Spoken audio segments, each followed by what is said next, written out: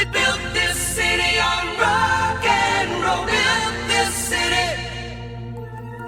We built this city on rock and roll.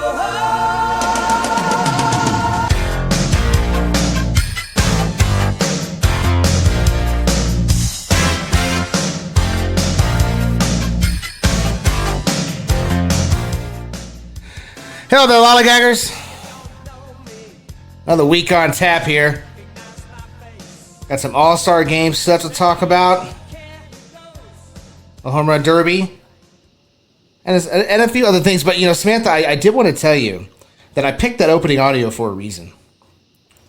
Because I feel like Guardians Nation has manifested an all-star spot for David Fry. Like you built the city. You see where I'm going with this? You guys built that city. And you should really celebrate it. Yeah, we're happy about it. I think we take issue with the idea that he doesn't deserve to be there, which seems to be a thing. Is that what people are saying? No.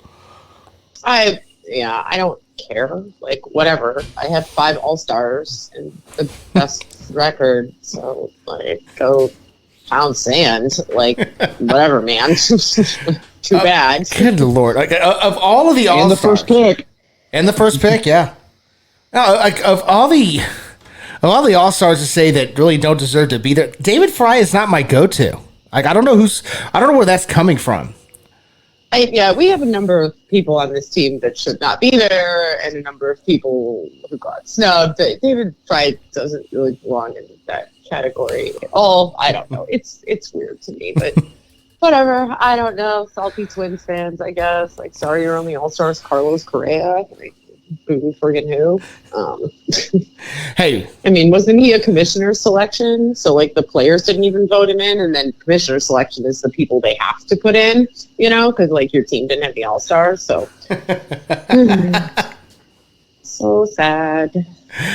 Oh, well. So, Irby, how about you? How are things going down there in Arlington, Dallas, Fort Worth area?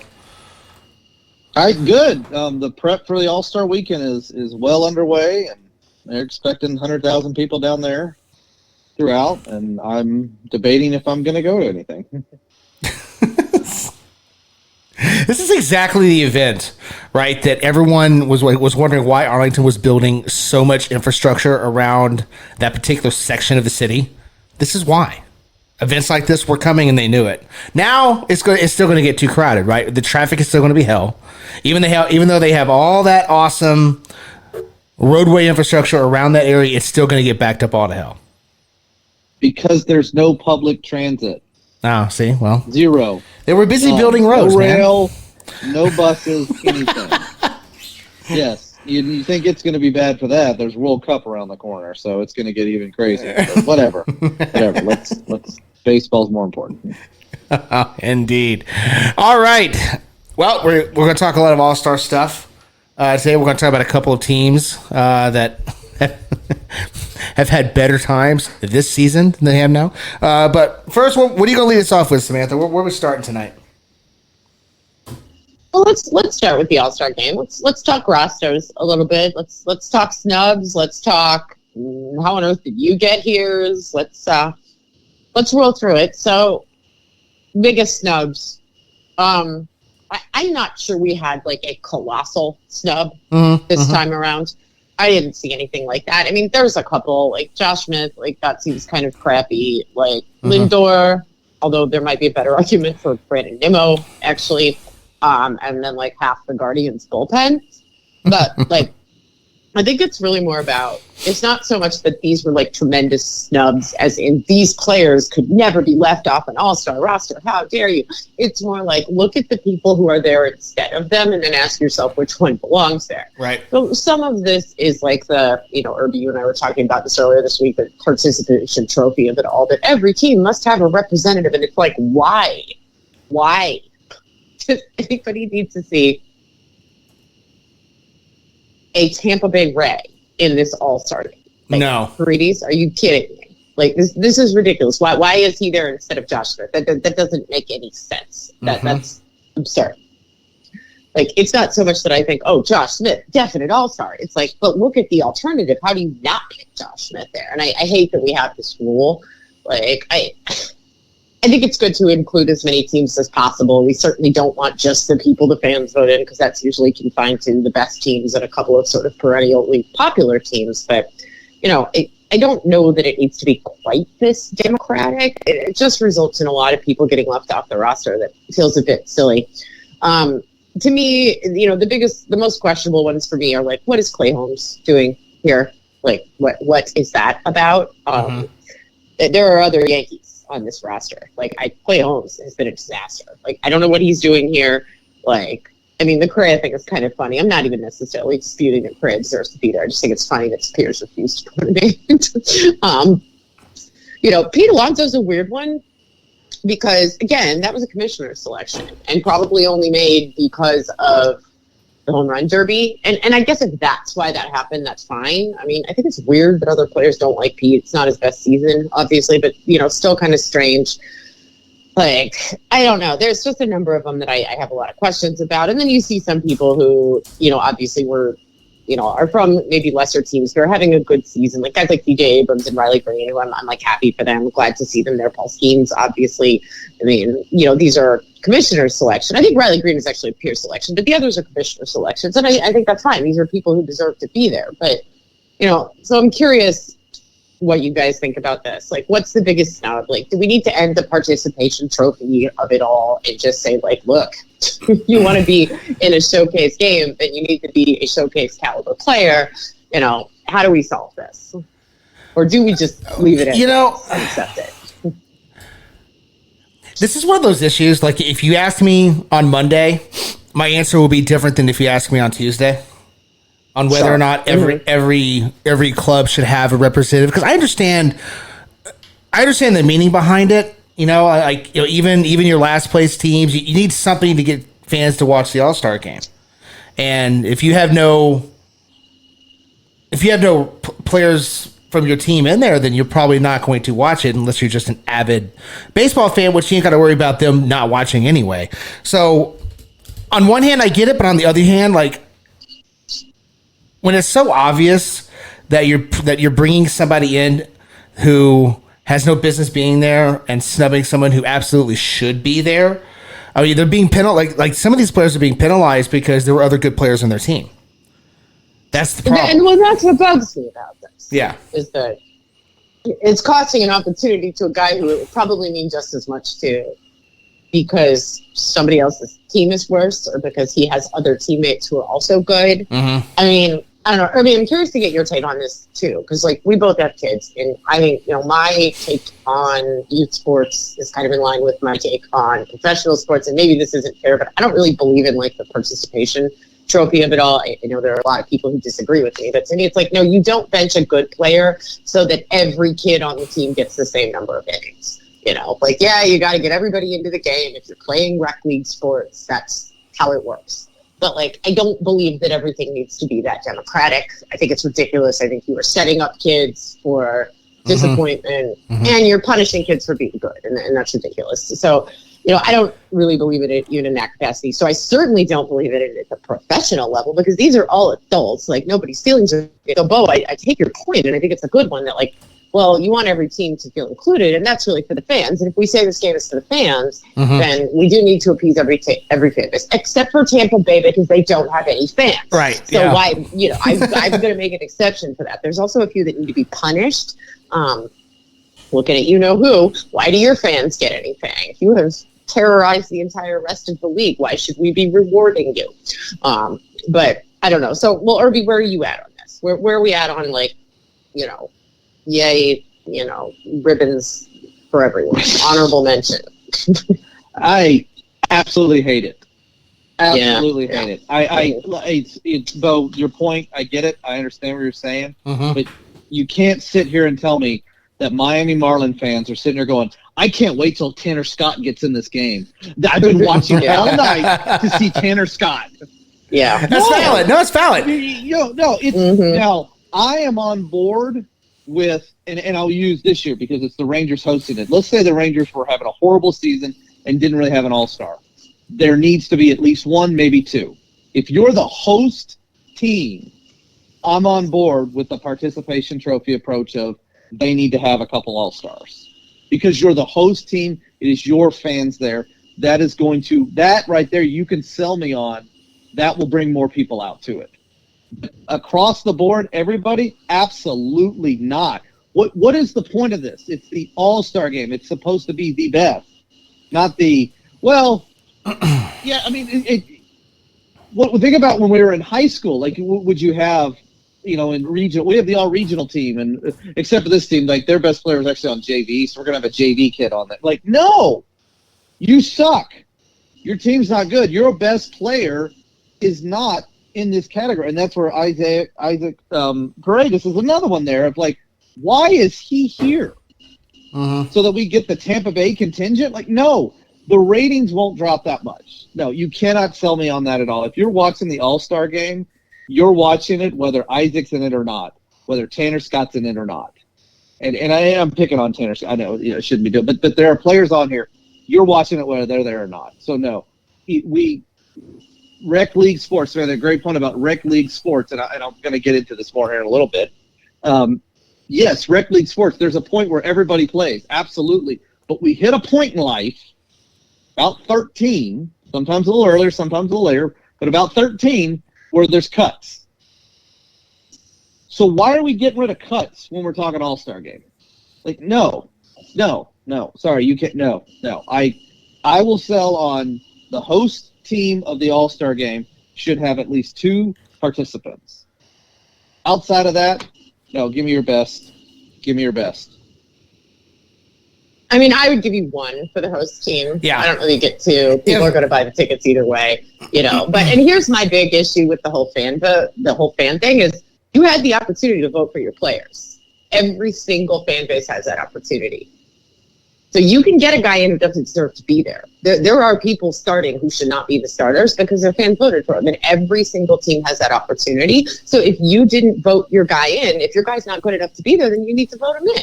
We have a goofy system that allows you to do that. If you didn't take advantage of that, then I don't feel bad for you. That's right. Like this is kind of why I have a problem with it, because it's like you have the opportunity to get your guy there for no reason. And if we're going to be including people in this game who are not necessarily the best, they need to be there because they're entertaining. Like, I love that Ellie De La Cruz is going to be there. Yes. Because he's massively entertaining. He's so fun. He is so much fun to watch. He is learning Japanese so he can talk to Shohei. I mean, this guy is great. And he's so much fun to watch on the ball field. He's a great personality. If you're going to bring people into this game from teams that don't deserve to have an all-star, from teams that didn't vote anyone in, and people who are maybe not statistically the best players out there, then they should be there because they're going to put on a good show. Not because, we wouldn't want anyone to feel left out. You don't want to feel left out? You can vote 5 times a day just like the rest of us. Well, and that's where I would ask, I do not like the system of we are voting for the offensive and defensive starters. It'd be for exactly that reason. You get players in there, it's like, that is not the best at that position. That's the most popular. Mm-hmm. I would prefer a system where we are voting for players to be in, and I don't know how that's going to look if it's a deeper one where you vote these guys, and once they're voted in, popular vote, they will be an all-star. They might not be a starter, but they will be on the all-star water. We are voting in players to the all-star roster. I'm even fine if there's a way of doing it where we're voting, okay, who's the representative for every team? If you're going to continue this route of everybody gets a vote, which, again, I don't like and I wouldn't do. But if you're going to continue that, then, yeah, I would prefer the opportunity. It's like, well, who is the best White Sox? Who is the best Marlin? That's interesting because you could do that very much like you have the head-to-head, the top 2 vote getters. They get they go head-to-head for who starts, who gets the starting nod. You could do the same thing. Of all of the after the fan votes over, after the player votes over, instead of having the commissioner deem, the one guy from one team because that one team needs a player, have the fans say, okay, which one? Kind of like that idea. I guess, but I don't know. I don't know if it solves the problem, though. I do kind of see your point about maybe we should have a larger pool of people voted in, and then somebody else selects the starters. But I also I think I don't care as much about that because it's ceremonial, right? Everybody who's good is going to get into the game. Yeah, Yeah. And also, I do think this year, I think we saw fans did a better job than they usually do. We got not necessarily the best person in every case, but what we didn't get amongst the starters are people where you're just like, yeah, I know you're popular, but you're 900 years old and you're not good anymore. Those last couple Cal Ripken years were brutal, like we didn't get a lot of that. So I don't really care who starts it. But I do care about who gets to be there. And so yeah, I mean, I think at the end of the day, we all kind of, agree that this isn't great the way it's been set up. But at the same time, it's still the best product in professional sports in terms of an exhibition all-star game. So, we pick at it because we love it. We want it to be perfect. But anyway, we'll come back to the all-star stuff in a minute. But let's talk catastrophe. Let's talk disaster. And I speak to you yes, of please. the New York Yankees. Now, are the New York Yankees actually a disaster? Why, no. They're in the first wild card spot currently in the American League. They're a handful of games out of first in their division. But you would never know it. I'm talking to Yankee fans. It is a disaster. It's a catastrophe. And I see a little bit why they're worried, to be honest. The record's not reflecting it. But I think that actually has a lot more to do with the fact that outside of a handful of teams, most of baseball, there's 6 good teams in all of baseball, and everybody else is just kind of bad. So you could be real bad for a long time if you were real good before that, and you will still be in pretty good shape. So, I don't know how it actually makes me feel good as somebody who's clinging to a lead right now that you can lose 17 of 23 games and still be in relatively good shape because everyone else is just so freaking bad. But anyway, where are we at on this? I mean, we're going to talk about a couple different teams in this capacity today, but right now we're talking the Yankees. I mean, how worried are we really? I mean, let's leave out the alarmist Yankees. Oh no, we're not going to win a World Series again, just like nobody but you thought you were going to win a World Series this year. But where are we really at on this team? Is this really a panic moment? I don't think so. I think what's interesting right now with the Yankees is the pendulum has yet to find the center with this team this year. Right? They started out of the gate way over their heads. I mean, way over their heads. Now they are way underperforming. The Yankees just need to find that middle of the pendulum arc, and they'll be fine. So I don't think it's time to panic. They're going to be active at the trade deadline. They're going to get some pieces that they need. They're going to.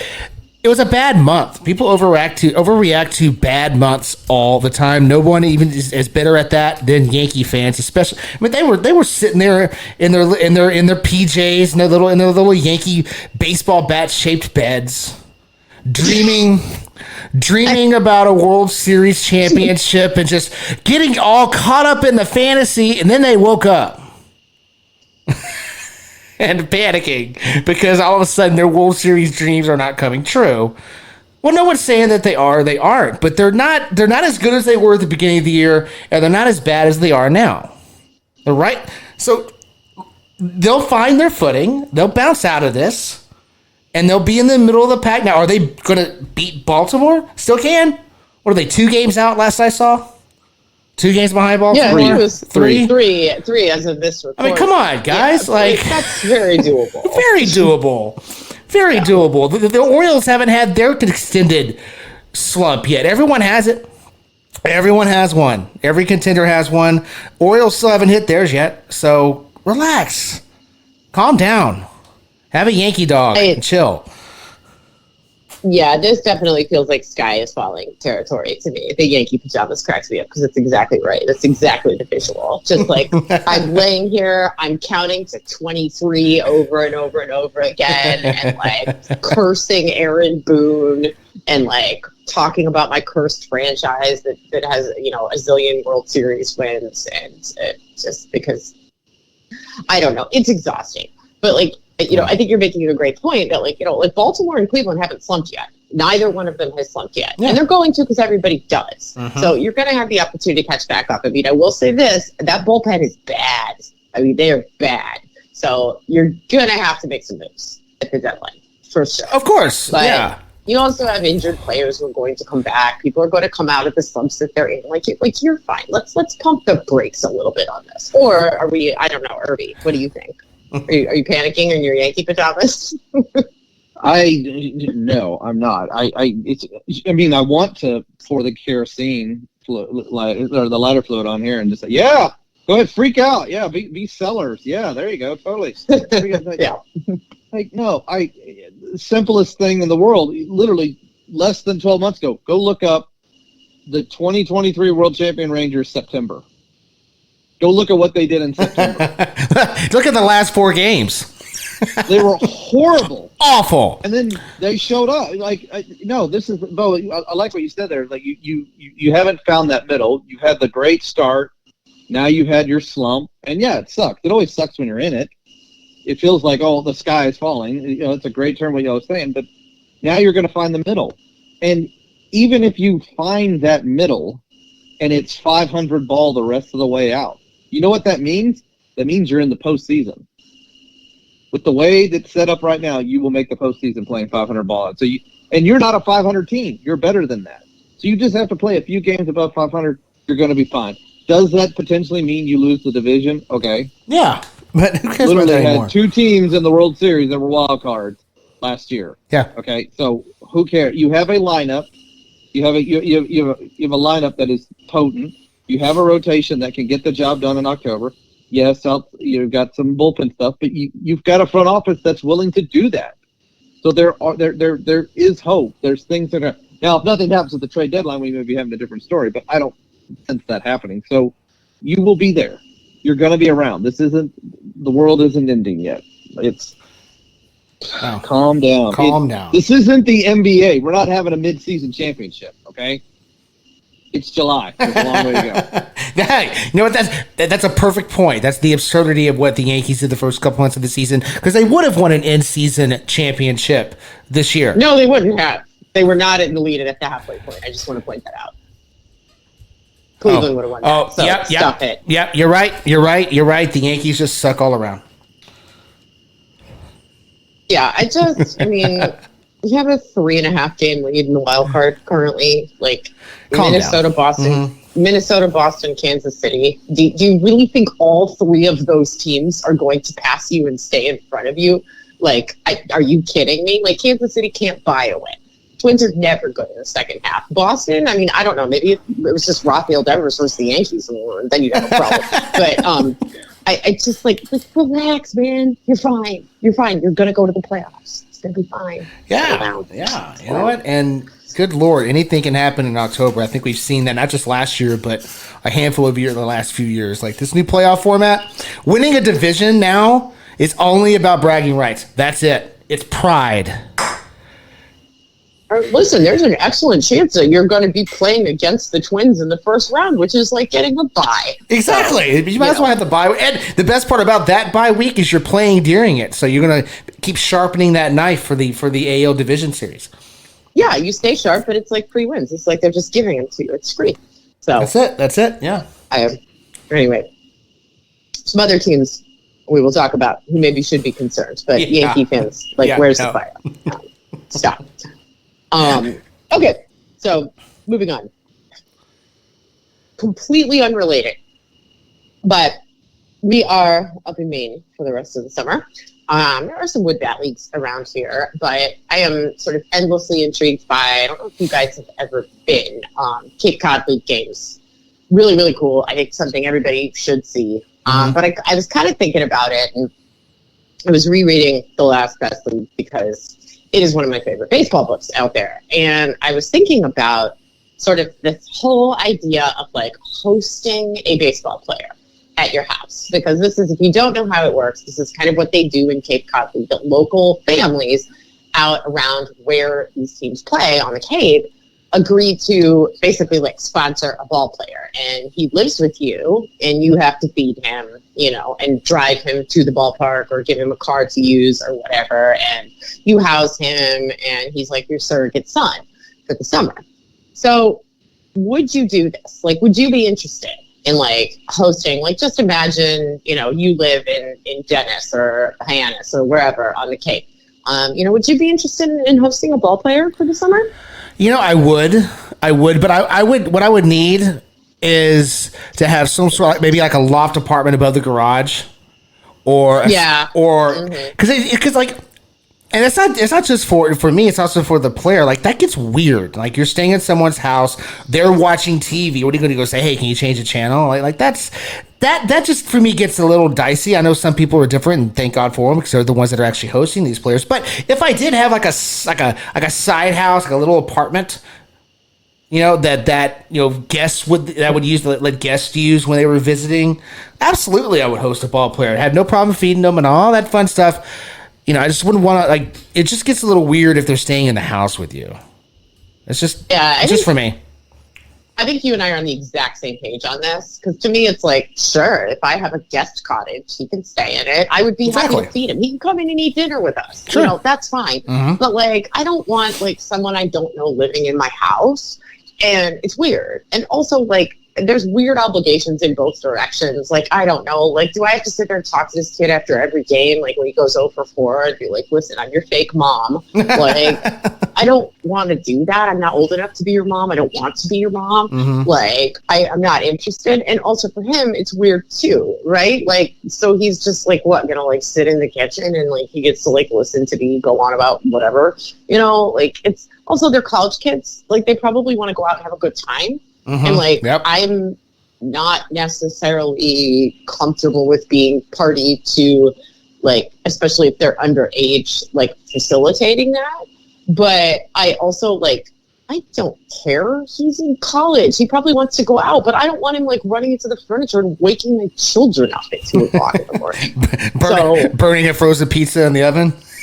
Yeah, exactly. I mean, I've done that. And leaves the fridge door open, and puts the milk back in the cupboard and the cereal in the freezer or whatever. It's like, listen, man, we'll get you a mini fridge. You can go stumbling around into the garage apartment or whatever. It's like, I don't care. Have a good time. That's part of the fun of being there. But I don't necessarily want to find you passed out like halfway in my front door, with my like kids tripping over you in the morning. So that's a really awkward, really awkward walk of shame too. And let's be honest, these are Cape Cod ball players. I mean, I don't know. I just feel like there has to be some separation there. Like, I would be happy to provide you with space and food, and I will come to your games and everything. But like, I'm not your parent, and I don't want to like deal with like weird interactions. I don't know. Irby, what about you? Would you host a ball player? Yes, 100% yes, no doubt in my mind. I'm a terrible negotiator when it comes to this, because now I've got things that I want to make sure are done, but in the end, I'm just going to say yes. Because I married really well, that I have a responsible adult that would ask all those questions that you guys are asking as well, of like, well, we make sure they're here, we don't want to bother them too much, because I would probably be a bother too much at times. But my biggest thing would be, I would like to know what type of player I'm getting. I don't want a relief pitcher. Shocking. I don't want a right-handed first baseman that's like, I just hit bombs. Yeah, you can get out. Irby wants a catcher. Yeah, heck yeah. I mean, you can go ahead and say it. It's fine. You know what? All you want is a catcher. That's fine. You know what? I would be perfectly fine with a shortstop or a center fielder. Yes. No, I will make that contention. But heck yeah, I want a catcher. So anything up the middle.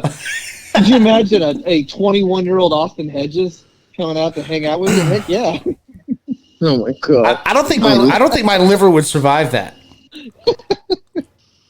I do not want to host. I love Austin Hedges, but I don't think that's what I want. But I do agree with you. Like, can you imagine, like, relief pitchers? Like, they're all head cases, right? Especially, imagine a closer. What if you got a closer? Like, you're just what am I going to do with you? And I also have a little bit of like, I think that there's some like culture shock going on for some of these kids, depending on where they're from.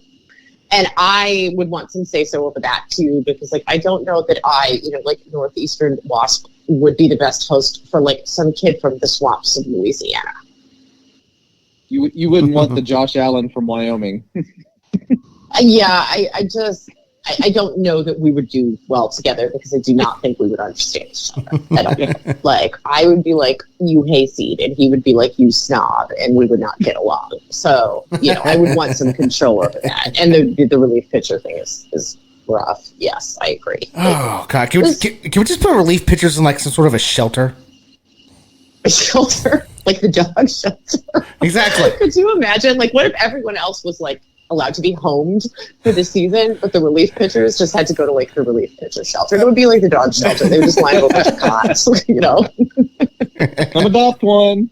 Got relief pitchers here. You can adopt one. Yeah, and you can be a Major League All-Star. Right? Yeah, it would be like the thing where they can't find fosters for certain dogs, It'd be like, listen, you only have to foster them. You don't have to commit to adopting. You just foster. So if you could just take them for like 2 weeks, and then we'll find another person who can put up with them for 2 weeks, and people would be like returning them after like 3 days. Like, So I'd be making that offer.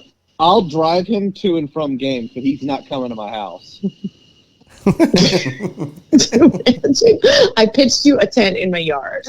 Yeah. Stay out there. Pick you up at the shelter and take you to a game, but you ain't coming in for dinner. Brought you a bagged lunch. Yeah. Here's a stack one. Yeah. Oh, God. Okay. Anything else on this one? I think. No. I just, like, as someone who absolutely adores Emmanuel Clase, but, like, imagine Clase living in your house. No. For, like, a month. I feel like I would lose my mind. Yeah. But see, No. but flip it on the other side. Imagine Ellie De La Cruz living in your house. Oh, but yeah. But this is why you have to be picky about who you're getting, because Ellie De La Cruz living in my house would be awesome. I would take him everywhere. Be like, He would be like, hey, do your kids want to go practice sprints? Yes, they do. I haven't even told them yet. Go. Oh my God, he would be awesome. Like, that guy could live in my house anytime. Like, he just wants to stop by when the Reds are in town. Totally fine. Like, yeah, like that's the hope, right? You either want that guy who's like massively entertaining, or like the quiet, polite, the Stephen Quad, like he's just gonna go sit in the corner and play online chess, talk to his mom on the phone, Ellie. I would pick Ellie. Got to be the first pick, right? That would be so awesome. If Ellie De La Cruz in your house. Oh man, that would be so cool. All right. Irby, what about you? What are you going to start off with? Well, I'll stick with the youth. I'll stick with the youth coming up and talk real quick about the, we have the MLB draft as part of our All-Star Weekend fun and everything coming up. And I want to talk about the players. We all know the player, Travis Pisano. We all know the players that are out there and who the big players and what it's going to be. And I do want to spend some time here. We'll talk this part, but I do want to talk at the end of it, do a little celebratory for you Guardians fans with the number one pick. So we do want to celebrate that. I'm excited about that. Got some fun stats for you there. But the thing I wanted to touch on, there's a couple things that I really do. New piece that we have this year, the prospect promotion incentive picks that actually got done. So it is the 31st and the 32nd overall pick. Arizona and Baltimore taking them. And it's due the picks that are added on because the teams had a preseason top 100 prospect who made the opening day roster and went on to win Rookie of the Year. Corbin Carroll and Gunnar Henderson last year. Love this thing. We've had the conversation about the service times and all those things that the waiting, the 15-day stuff like that. Love this thing. Love this thing added on here. It is a beautiful thing. But the other one I really like, and I know we all talked about it some too, and it's the signing bonus money. It's such an interesting thing of how teams go about it different. So the signing bonus money, as you know, is part of it's the top 10 rounds. It's only the 10. There's more rounds after that. After that, you can spend what you want, but it's the top 10 rounds, and we do have it was an 8% increase even from last year. So Cleveland, sitting with the number one pick, has over $10 million to play with on this thing. I think it's $10,570,000, something like that. And that is just where the slotted number, and then the slots go down from there on. it's so interesting to see how teams do that, because that's not just for that pick; it's for all of those 10 picks, or however many picks you have in the first 10 rounds. And it's fascinating how we've seen teams in the past years where we've had, like in 2021, Pittsburgh taking the Henry Davis and going undervalued there, but then being able to do stuff later on. And we saw last year the Rangers getting Kumar Rocker, saving money there so that they could go after Brock Porter. So it's a fascinating thing of what baseball allows it, where it's these slotted money. And we see slotted money a lot of times in some other sports, where what the contracts you can hand out. But the bonus pool, baseball, I enjoy this here because they have so many different little competitive pools that are added in after the first round, second round, fourth round, and I believe the sixth round. There's so many little things added here, and all those little nickel and dimes add up. And it's why baseball can turn around so much. And you look at this here where we have, the top 10 picks. Okay, well, these are the, I know that we moved around and Cleveland won the lottery last year, moving up from what was it, would have been the 8th pick all the way up to the first pick. But that's not just that. It's not just the 8th to the first pick. It's throughout. That 8th pick is $6.5 million. Instead, you get $10.5 million. So you not only have moved from 8 to 1 and have that first pick, but you've added another $4 million to the process that you have coming up. And so I'm curious to see with Cleveland coming up, and Samantha, I'll let you do the celebratory stuff as well, because yes, you do get Travis Pizzana, you do get the number 1 pick, and I'm just curious what you think is going to happen there.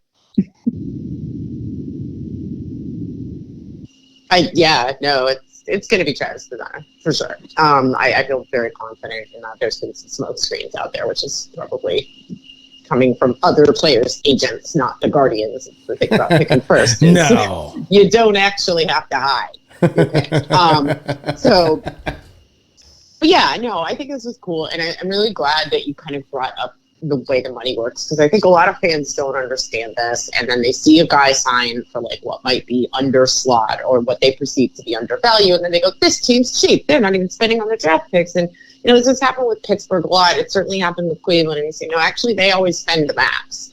They're just allotting that money differently. They are spreading it around the draft. If you can sign a guy who's a little bit cheaper near the top of the draft, then you have more money to work with later in the draft, particularly advantageous if, as you pointed out, Irby, you are consistently picking, because that first pick doesn't just put you at the front there, it puts you at the front of the line every time.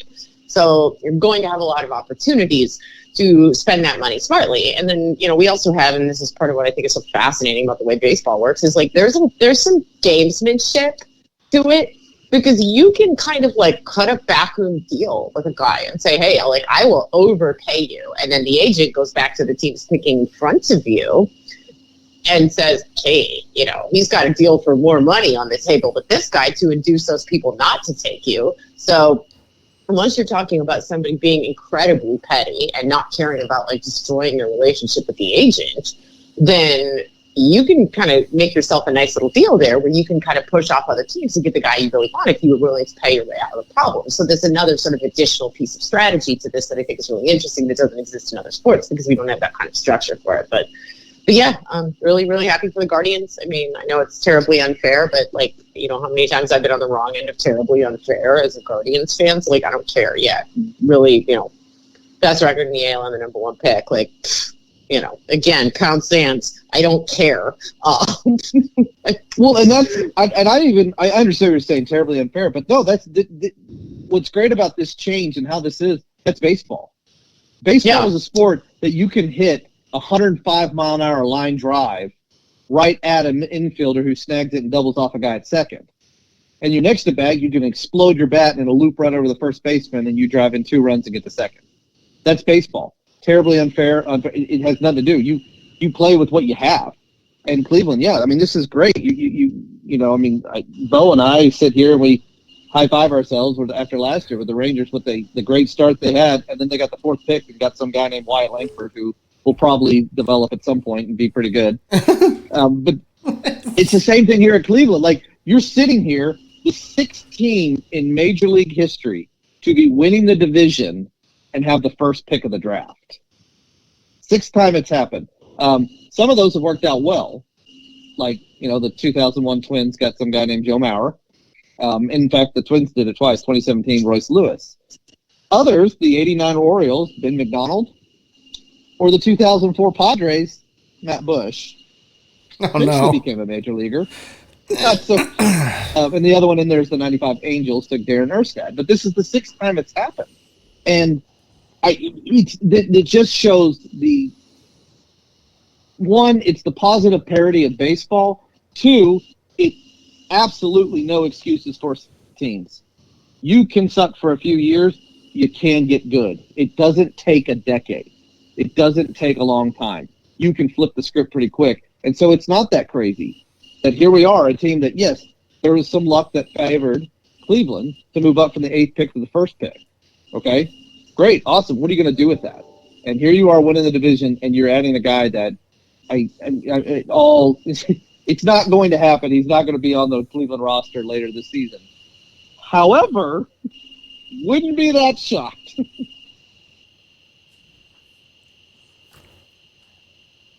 You know what I find fascinating about this, because this is a fantastic conversation. What I find fascinating is the comparison, right?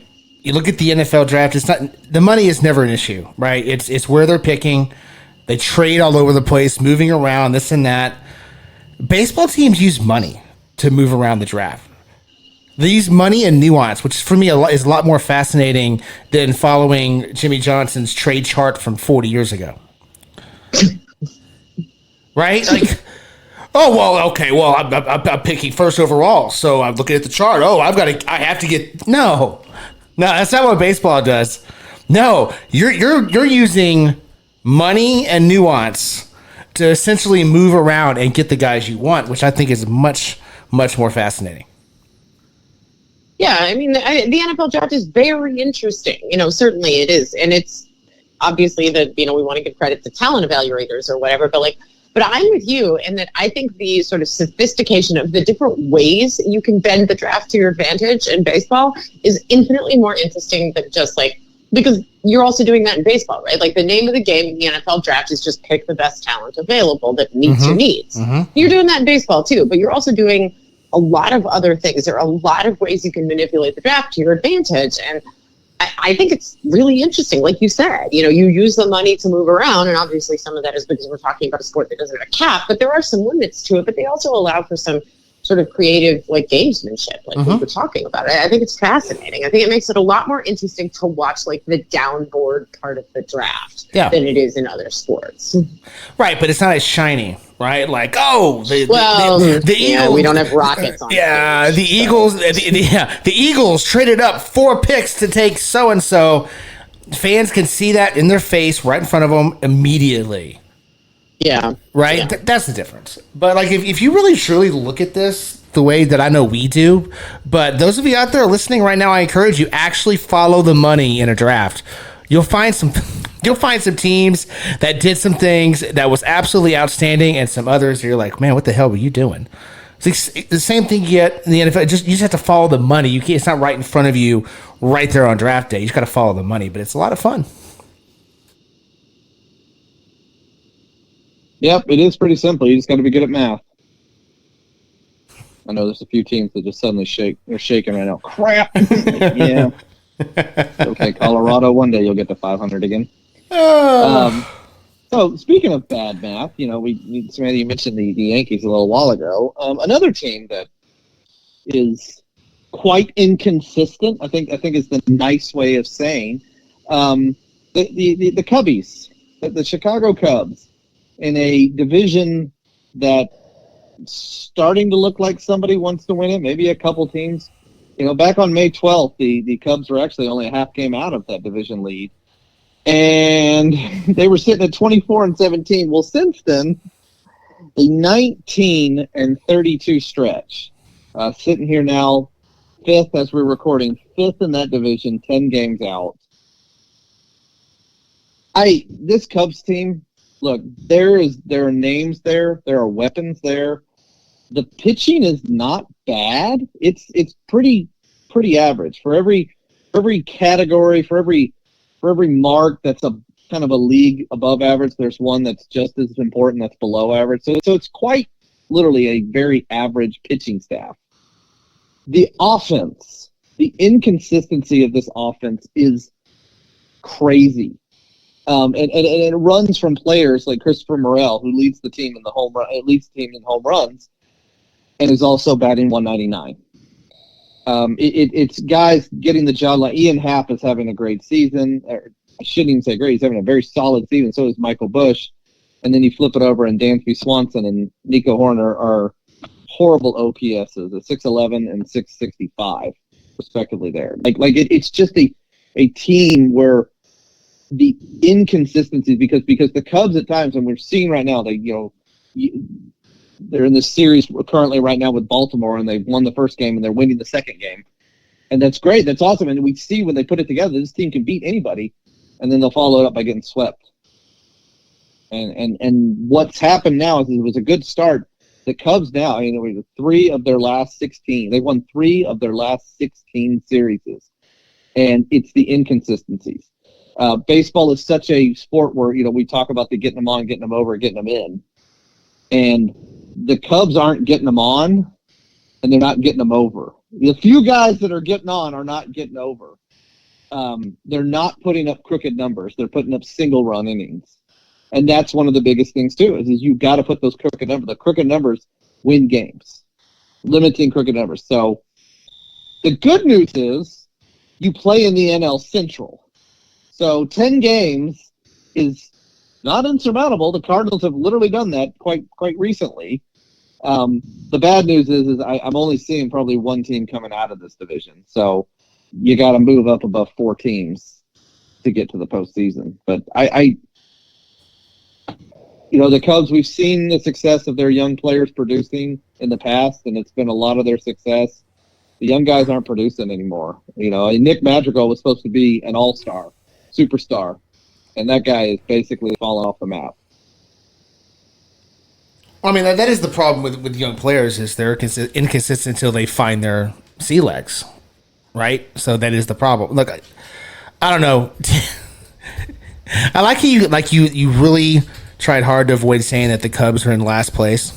Well, they only got 4 teams ahead of them. No, they're in last place.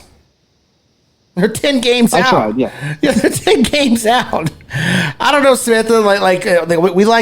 We enjoy from time to time the occasional funeral for a team. I think we're getting closer with the Cubs. We're not there yet, but we're getting close. Yeah, I'm with you. I know it's a bad division, but you're far enough out now and not part of the wild card conversation.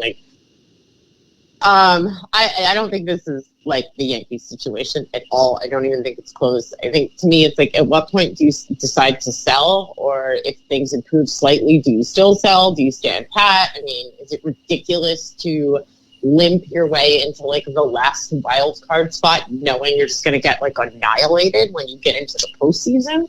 That doesn't seem like great strategy. So I feel like they should sell. And also, please permit me a moment to dunk on all of the people who were boy, well, you're making a real mistake at Cleveland if you're not in the Craig Counsell sweepstakes, because he's a genius who can make everyone better. And it's oh, LOL, I'm sorry, did he not leave the Brewers and now they're better than they were when he was there, despite having sold off multiple pieces? They're still winning the division, and the Cubs are now worse. It's almost like Craig Counsell won't solve all of your problems because he's just a guy who acts as a manager and therefore has no more power than any other manager. And I would argue, given the current situation, that he actually has less power. Or if he does have power, it ain't doing anything good.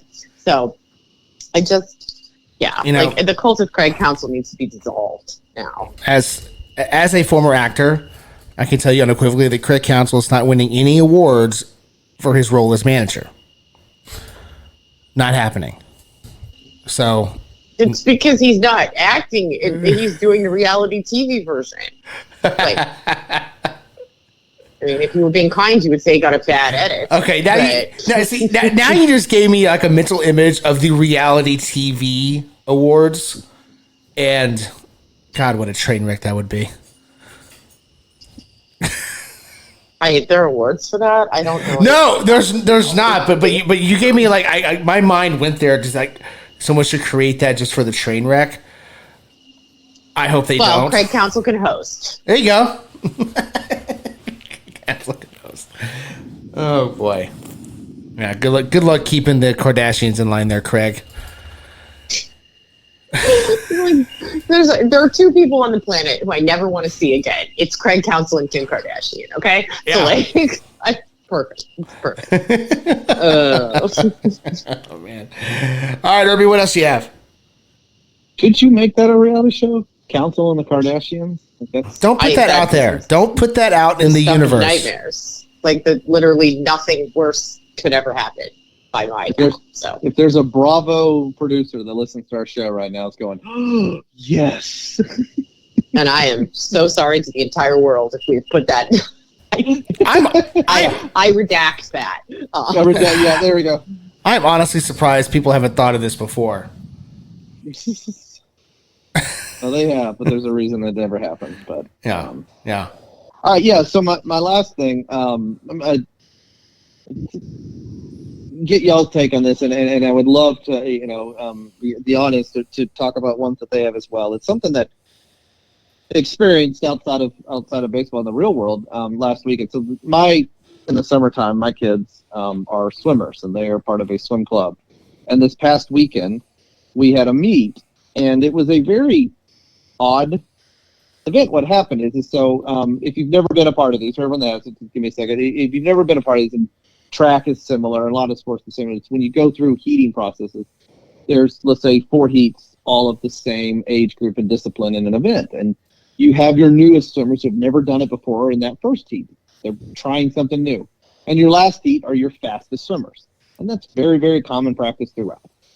Well, this heat, what happened was the host team didn't like that the faster teams always had their kids in the top one. So they didn't give them times and put them in the lower heats. So they're all scattered, and that's what happened to our team. Whatever, some tension happened there with the coaches, but whatever, we don't care. Adversity, throw it in our face, our swimmer's going to do a job. But what I didn't like, and it was the blatant, well, yours are always at the top. Your swimmers are doing so well, ours don't get a chance, so we're going to do this. It's the little brother syndrome, and we see it, unfortunately, in baseball, both of us having to do it. So you mentioned it earlier with Twin fans being so worked up about what are the Guardians doing. Oh, you and me for our entire lives have to deal with, Astro fans. Like, well, look at what the Rangers are doing. Like, what do you care? Mm-hmm. Worry about yourself. Worry about your own team. And so it was a weird thing that happened in the real world here of just, why do you care what our swimmers are doing? Worry about your own. Mm-hmm. Just deal with what's, and especially in a rec league. That's even crazier. Rec league. But weird thing, and it turned into, like we have with our two teams here, and I'm a Longhorn fan as well. And I'm not going to miss any Red Raider fans outside the Big 12 anymore. Like, we have a rivalry. No, we don't. Like, stop. Have your own thing.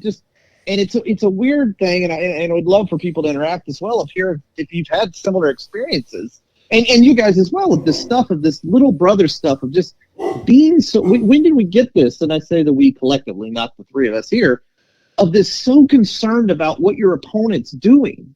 Like, well, look at they're doing. Worry about yourself, improve yourself, get better. And do your talking on the field. I don't know. Maybe that's how I was raised. That's how I'm raising my kids. And it's so weird when we have this stuff. And it comes from participation, trophy culture. I don't know. It's weird. And I hate it that we see it now in not just professional sports, always in rec sports, but now in professional sports too. Like, no, worry about yourself. Yeah, it's trickling down into areas it shouldn't trickle down into. Like, the one thing that I was always brought up with was, well, if you're not taking care of your business, what's the point of looking at someone else? Which is true. If you're playing sub 500 baseball, why are you looking at your competitors that are ahead of you saying, okay, well, you guys got to come join me down here? No, that's not how this works. Or on the flip side, you win the World Series. Hey, suck it to everybody behind us. Like, why aren't you just celebrating your championship? Yes. Right? Why are you so concerned about trash talk? You just won the World Series. Which, well, we thought that in 2017, but they actually cheated. But, still, the point's valid. Like, who cares about anybody else? Care about yourself, and only you can take you where you need to go. If you're looking around because you need help or you want to talk shit, whatever the reason, all that's doing is distracting you from what you're trying to do. Focus on yourself and play baseball. Go swim meets, the same thing. Focus on yourself, and then you do that. Someone may beat you. That's sports. And that's where I think your line about the participation trophy, I think that is exactly where the impact comes from. Right? You're like, well, okay, I'll get this trophy instead of that trophy. No. Whatever you're doing, whatever sport you're playing, do your best, and you're either going to win or you're going to lose. Everything else is just noise. It's inconsequential. At least to me. Samantha, I don't know about you. What do you think? Oh, I absolutely hate this. I hate it in just every capacity, even beyond sports. You need to worry about you. I used to only have jokingly say I was going to start my own political party and we were going to call it the Mind Your Own Business Party. And our entire platform would be that we only do things that concern ourselves and that everybody is going to worry about themselves. And we're not going to interfere with what other people are doing in their own personal lives. Mm-hmm. I realize I'm just basically describing the Republican Party of 40 years ago. But there's to me, what really, really bugs me about this is that it's usually not even somebody who's obsessed with whoever's the best of the best. I could see how if you were an Olympic, somebody who barely made the Olympic team, you would be just absolutely obsessed with whoever the best person in your sport is, right? You want to know everything they do. You're fascinated by them. You're jealous of them. It would be your dream to beat them. I get that. But that's usually not how this manifests, which is kind of what really bugs me about it, because it's not about wanting to be the best. It's about having some kind of weird animosity and obsession with some other specific team, person, whatever. Because look what's happening here, right? The Astros couldn't even enjoy their own championship, probably because they knew they cheated, but also because they were worried about what the Rangers were doing. The Twins get into the comments on games going on between the Guardians and the Royals when they were in a distant third place. And you're like, bro, you are 8 games back. You need to worry about you. You need to worry about what you're doing out there before you worry about what we're doing. It's it reminds me of, I think everyone's had that friend at some point in their life who was obsessed with beating you on tests, right? Who would be like, what'd you get? What'd you get? What'd you get after everything? Oh, yeah. It's okay, you know what you could do? You could work really hard and make sure you get 100, and then nobody can beat you, and then either you could be happy for me because we would both have 100, or you would have the highest grade. It would be literally impossible for you not to, but instead of studying harder and making sure you get 100 so that nobody can beat you, the best they could do would be to tie you. You're so worried about being this one person that you've lost sight of the point, which would be to get the best grade in the class to get a perfect score. All you care about is beating your own friend, which is, I have to tell you, a horrible way to approach a friendship. But yeah, it's also a horrible way to approach a sport, right? Because you become so obsessed with whatever you're, it's the white whale, right? This is Moby Dick. Is this your white whale? Mm-hmm. Your white whale is to beat the Guardians. It's just so you can get crap out in the first round of the playoffs. Great job, Twins. Oh, I got in front of Cleveland 50% of the time so that I could go get smoked by the Yankees the second I got into the postseason. This is an embarrassing position to take. I just think it's embarrassing. It's little brother syndrome. Worry about yourself. Yep. Worry about what you're doing. The rest of it will fall into place.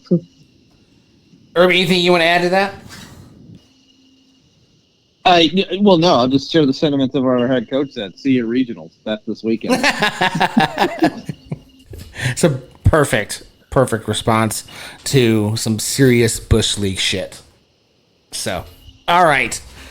Well, you guys have talked about a couple of teams that are struggling. I figured I'd have to talk about one too. So let's talk about those Mariners.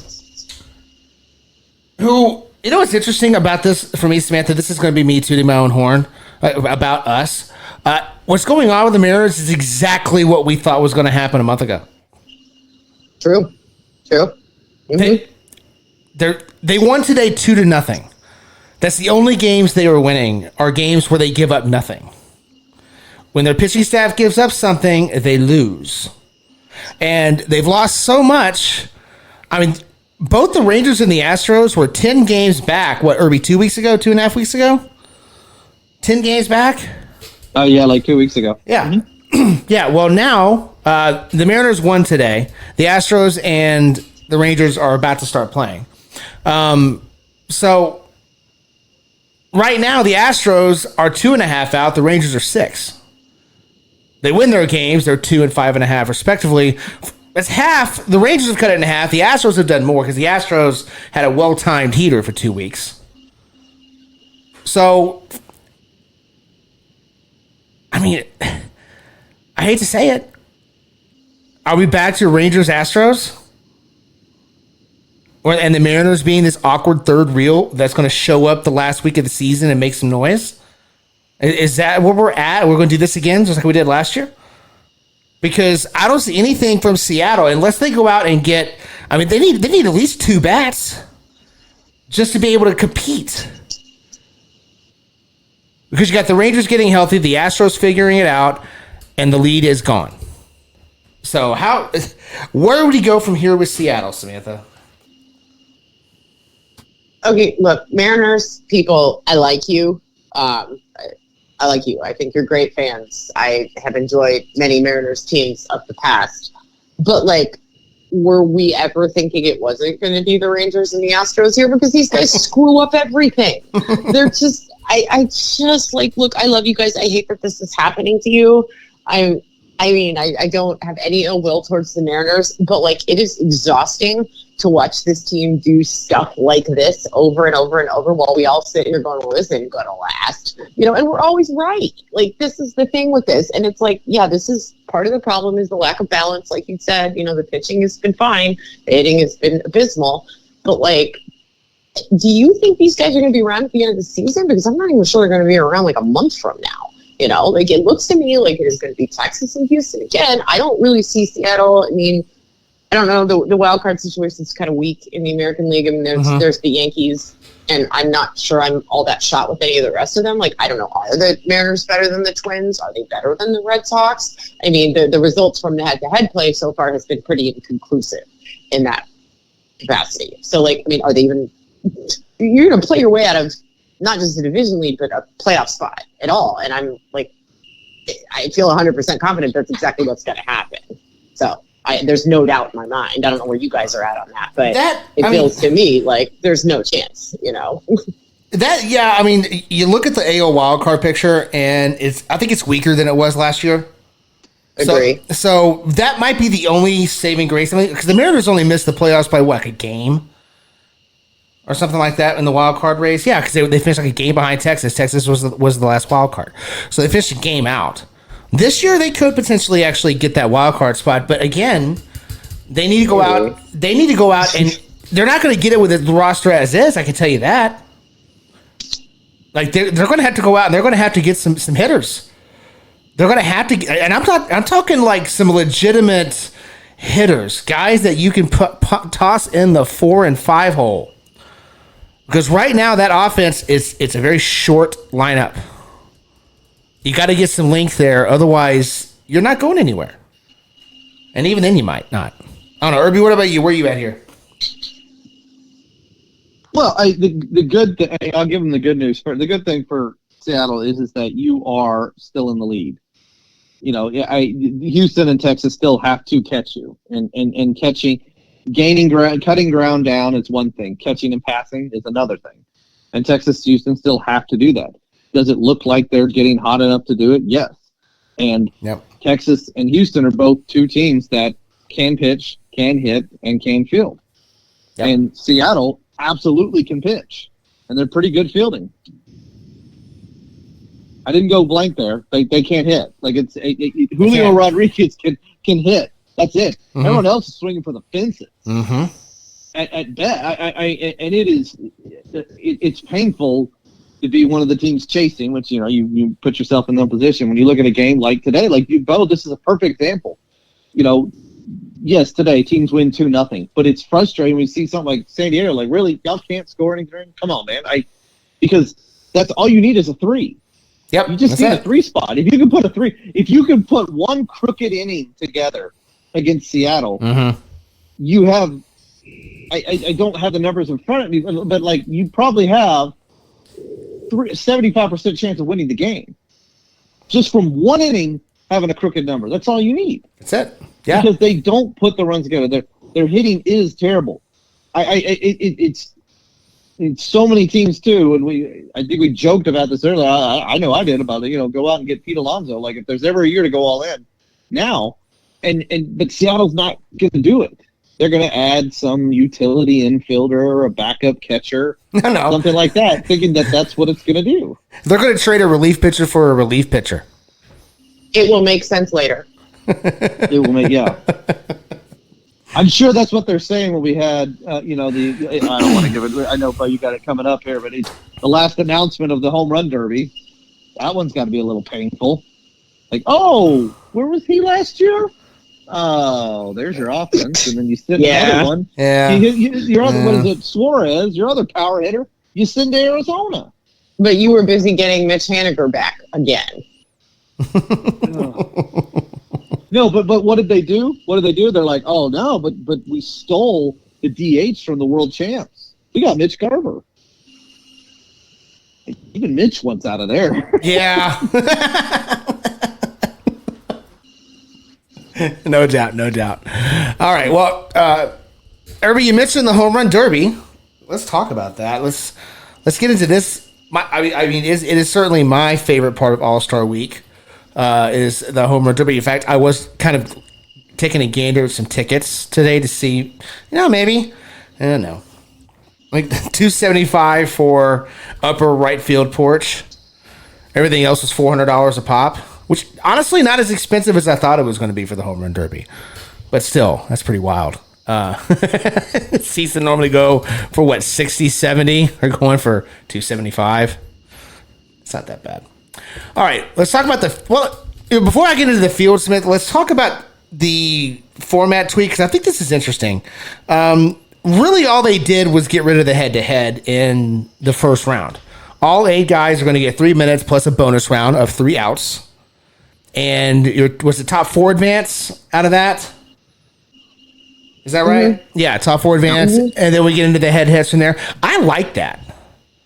I like that tweak. I think that's a good tweak. I think having it head to head from the very beginning is just a little much.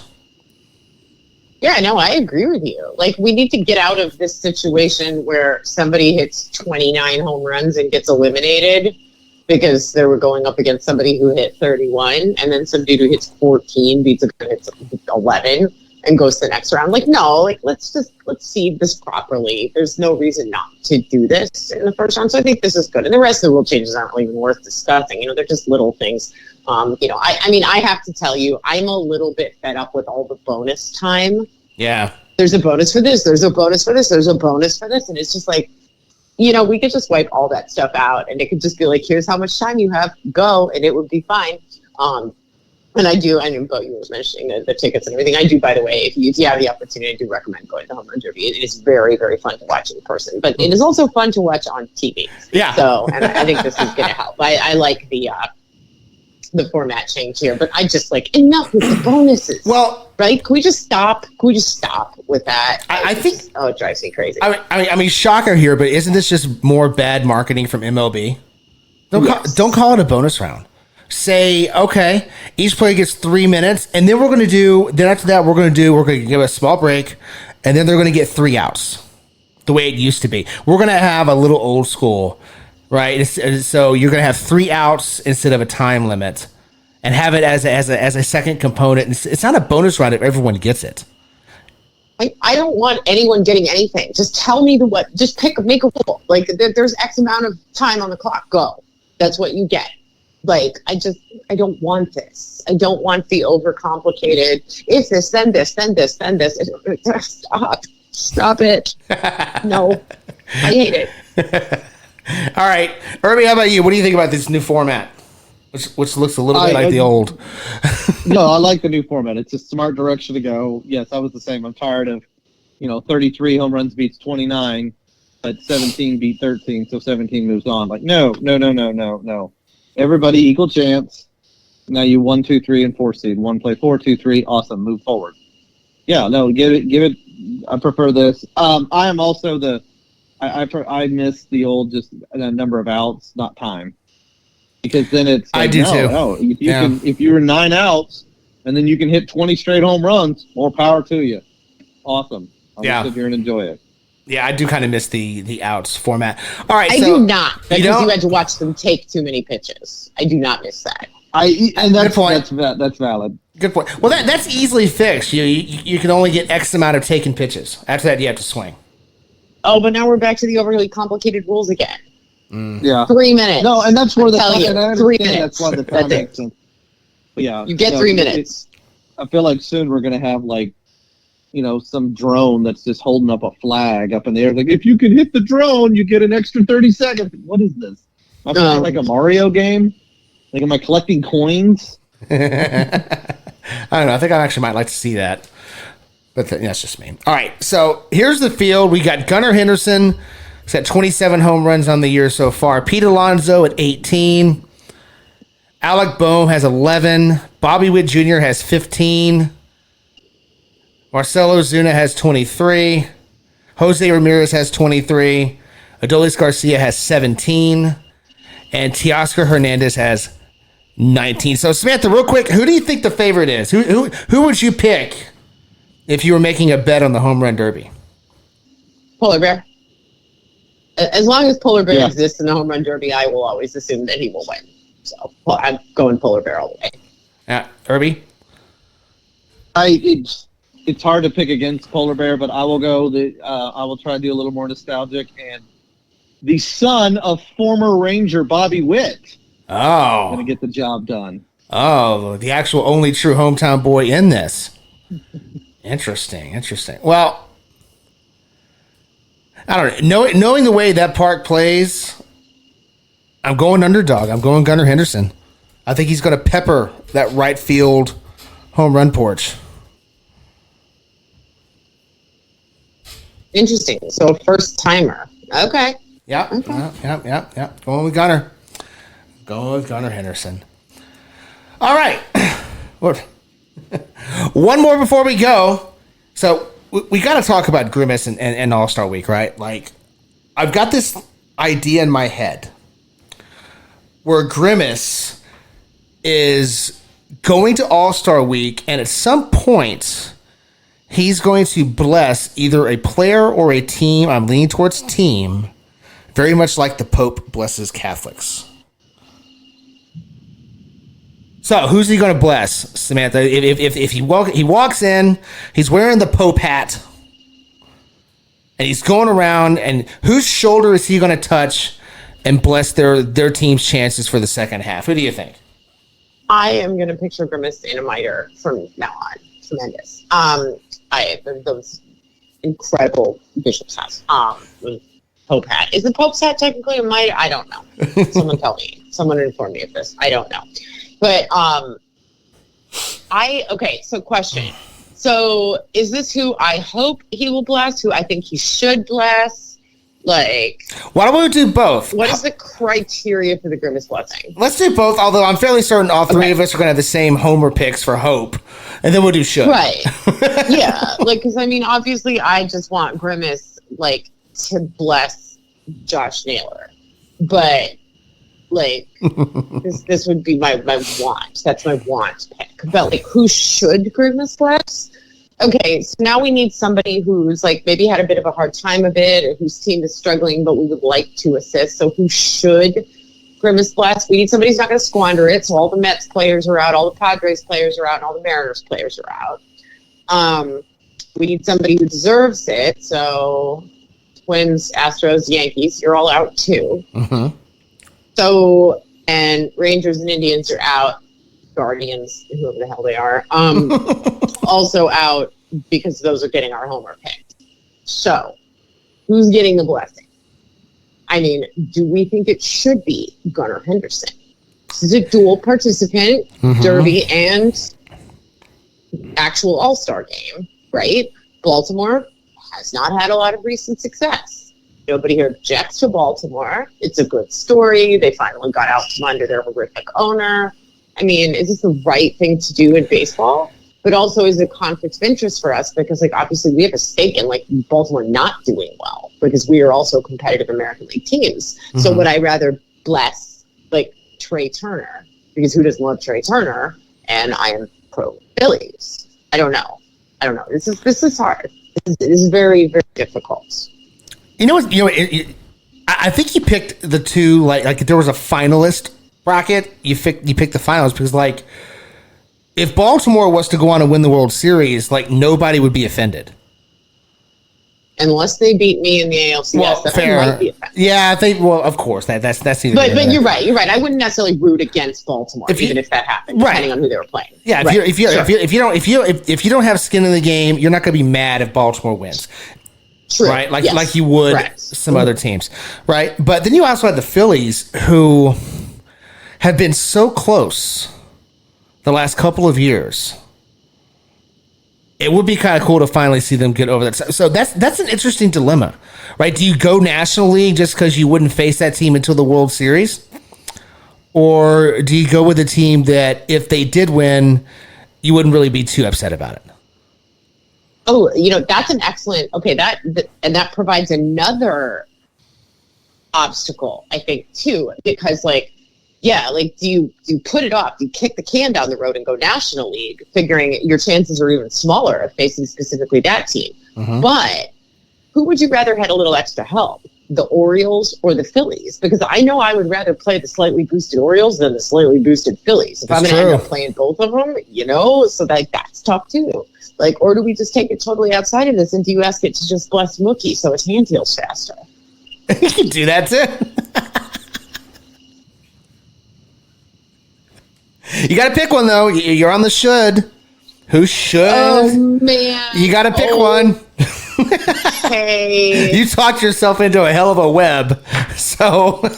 You know what? Then, you know what I'm going to do? I'm going to bless Mookie. There you go. His hand feels faster. There you go. Okay. It was technically voted into the All-Star game. So I'm blessing Mookie because who doesn't love Mookie, right? So. That's right. I'm not helping anyone. Herbie, how about you? Hope and should. I want to test Grimace's abilities and see if he can handle the Milwaukee Brewers. Oh wow! Get them a series win. But at the same time, with that said, it comes with a word of caution of, like, be careful, Grimace, and don't accidentally walk out to, like, Seattle and try to fix that one, because that ballpark might just suck your powers out. Oh, that's interesting. Okay, is there a point, where it's almost like when you talk about, like, a spell backfiring, where it rebounds, like Voldemort. Yeah. Like Voldemort bounces it off of Harry, and the curse rebounds onto him. Like, what happens if Grimace's blessing bounces off of the Mariners, and then Grimace is destined to get only 54% success with the rest of his blessings? I'm telling you, if he's at Seattle, I don't want him showing up at my ballpark next. Do you want a 54% chance of winning? Because I'm pretty sure I can do better than that on my own, because that's what would happen, right? So. Well, I guess the way we've been playing, a 54% an improvement. So I can't. Well, okay, but what? Imagine flags fly forever. Flags fly forever. I mean, is it really as simple as if his blessing offends the baseball gods, then they null and void his power? Is it really that easy? Maybe, but it also might be just like, the technical problems of, when you talk about magic, you have to be very intentional, right? If you make a slightly wrong movement, if you pronounce a word wrong, I mean, look what happened when Harry said Diagon Alley instead of Diagon Alley, look where he ended up, right? When you come back to Harry Potter again, Bo has no idea what I'm talking about. Not a clue. I mean, you have to be very careful about this, right? So, like, if Grimace goes off and he makes a slight error in blessing, I don't know, Gunnar Henderson, probably nothing's going to happen, right? But, like, or the Orioles bounce back on him, and it's like, okay, so the blessing is renewed. It just didn't do any good. But, if, like, I don't know, you try to bless, like, whoever the hell the Rockies All-Star representative is, like, you're going to be, then Grimace will spend the rest of his days scuffling, trying to reach 500 and failing to do so with his blessings. It's dangerous. You got to be careful, Well, you mentioned the baseball guys. That's where Grimace has got to be careful because he's not a god. He's a demigod. You know, I mean, we had Hercules. This is our version. It's Grimace. Grimace is Hercules. Whose kid is he? If he's a demigod, he has to be half god and half human. Or, well, in his case, half mascot. So who's the godparent there? Dinger. God. I will never argue with that perfect answer. Dinger is certainly my god, so. Wow. I don't even know what to say. It's the nicest thing he's ever said to me.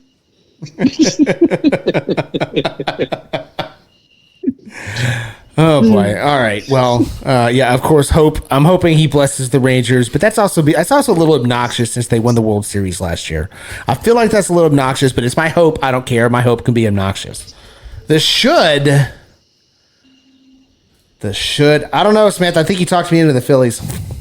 Yeah. Yeah. Okay. I think he talked because I was going to go Baltimore, but I think he talked me into the Phillies. That's a good choice. I think so. I think so. Stay out of Seattle. Don't end up like Cano, Cruz, and Grimace. You don't want to be that. You don't want to be there. All right, Samantha. Anything else before we go? I'm in a weird space where I'm thinking about which mascots are gods and which ones are demigods, and if anybody needs me tonight, that's what I'll be doing. So I need a flow chart. Anyway, thank you for that. I'll be working on that. Anyway, I need it on a whiteboard. Grimace, thank you for your service. All right, Irving, how about you? You good? Anything else you want to add? I just enjoy the All-Star break. I'm pumped about it. All right. Well, wherever you're listening to Lollygagging Sports, give us a like on the show, subscribe to the show, help us out with that algorithm, get some more lollygaggers in here. But for this week, we're done. We're out of here. Until next week, watch the All-Star game. You know you want to.